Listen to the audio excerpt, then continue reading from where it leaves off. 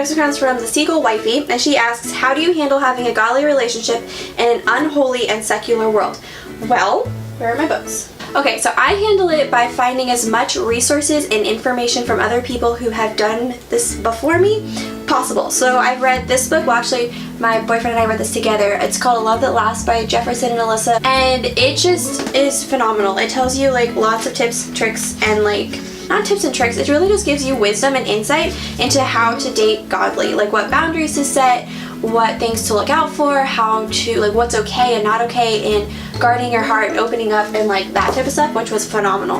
Right now, Christopher and I, which is my boyfriend and I, are reading The Mingling of Souls by Matt Chandler, and this is another great resource that goes through, this one's more like based in the Bible, going through the Song of Solomon, and again, it's just giving you like his story, his examples of how to honor God in your relationship.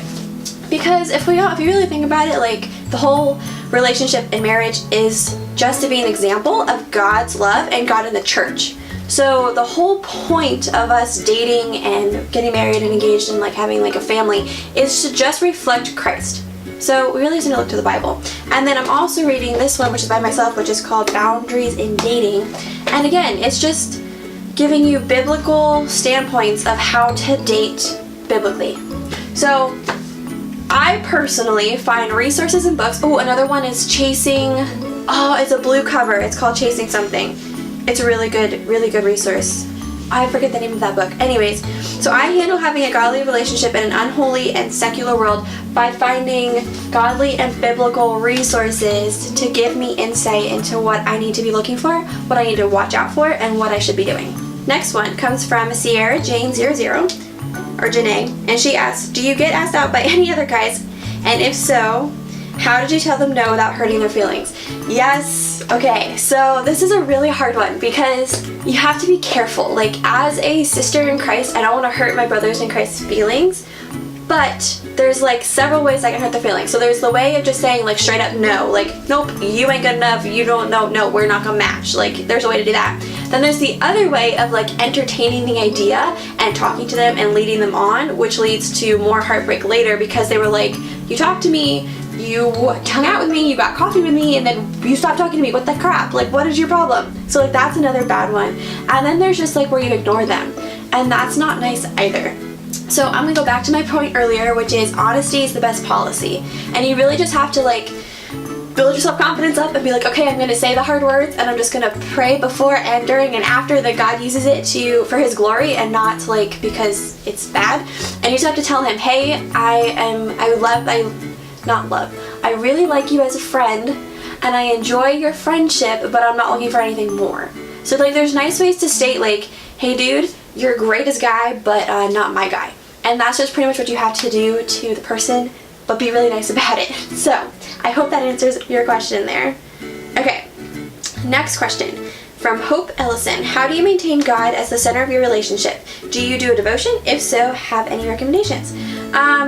So we are about to do a devotion together, my boyfriend and I. We haven't done one yet. We have read books since we started dating. So like I said, we read this one first, A Love That Lasts, which was great. It's a Christian book that talks about dating. And then we're reading The Mingling of Souls right now. We go to church twice a week together, almost every week, unless we get sick or like I have volleyball tournaments. But pretty much we go, like, churches are probably the number one event that we do together.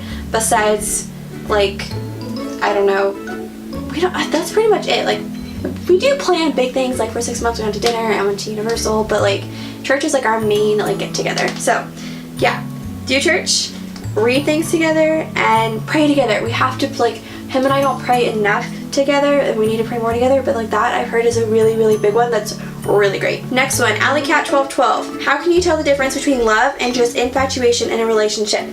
This is hard, and I would say that time is really the only thing that really tells you what's the difference. Because I was doing some research on love and like knowing how to know if he's the one or all that jazz of, you know, me thinking through way too much future things because my brain goes there. But the point is when I did all this research about how to know who's the one to marry, most of the Christian videos that I watched said that there isn't really only one. There can be lots of choices, and what it boils down to is that love is a choice and not a feeling. Like, yes, it's a feeling too, but it's more of a choice. So once you choose a person, or God helps you choose a person because you feel peace when you talk about that person and talk, you know, are with that person and are around that person and your morals and values align, then you choose to love them. And that just goes on forever until you die, until death does you part. So the way you can tell the difference between just love and infatuation for yourself is it's a choice. Do you really want to choose to love this person? Because in the beginning you'll be the honeymoon stage, but after that, like, you can just like think about it. After this, do I really want to choose to love this person forever? Do I want to choose to love all their flaws, all their insecurities, all their problems, and then all of the pros that come with them as well? Okay, next question is from Aspire Valerie, and she asks, oh, hey girl, we need to talk and catch up, man. Okay, anyways, your question is, do you ever have any misunderstandings or have argued at some point? Okay, we've never argued yet. Like, we've had like difficult conversations, like where we had to talk through things that were more serious, but we haven't argued. And then misunderstandings, like, we've had points where he thought I said to meet me this time, but it was actually this time, and then I thought he said do this, but it was actually this. Like, those little things, but we haven't like actually like argued, which I think is great, because there's like, with your siblings, you just want to like scream at them and fight with them and like argue, and like, it's just, oh. Anyways, but with like growing up, I'm learning that like you don't really have to argue or fight or like, you know, have any like it doesn't need to be bigger than it is. It's really easy to just give into your negative emotions and make things way bigger, and in reality they're not. You just need to talk through it, calm, easy, nicely, and work through your, you know, difficulties. And then if you do decide to like work through your difficulties on a more calm level, your relationship will be stronger in the end instead of hurt.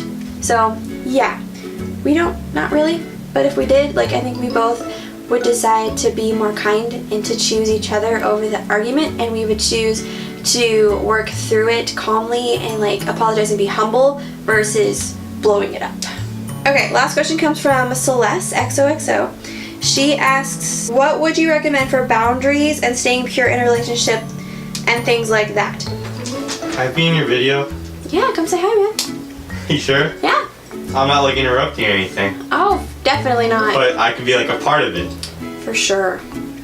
You sure? Come say hi. Are you sure you want me to say hi? Come say hi to Oh, me. well, not since you invited me. Ready? You can answer this last question for me. No, you invited me. I invite you into my video. Okay. Okay, you just. Hi guys, I'm guest starring. You wanna like adjust it. Wait, hold on, I got no, don't adjust. You don't need to adjust anything. I'm just slowly going down. You could crop me going too low. Too low. Okay. A little higher. Yeah, a little bit more.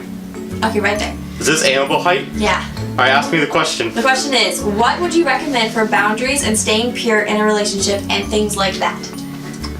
Respect boundaries. So what are your boundaries? No. Oh, bleep it? We're not allowed to say that word? Is that a bleep?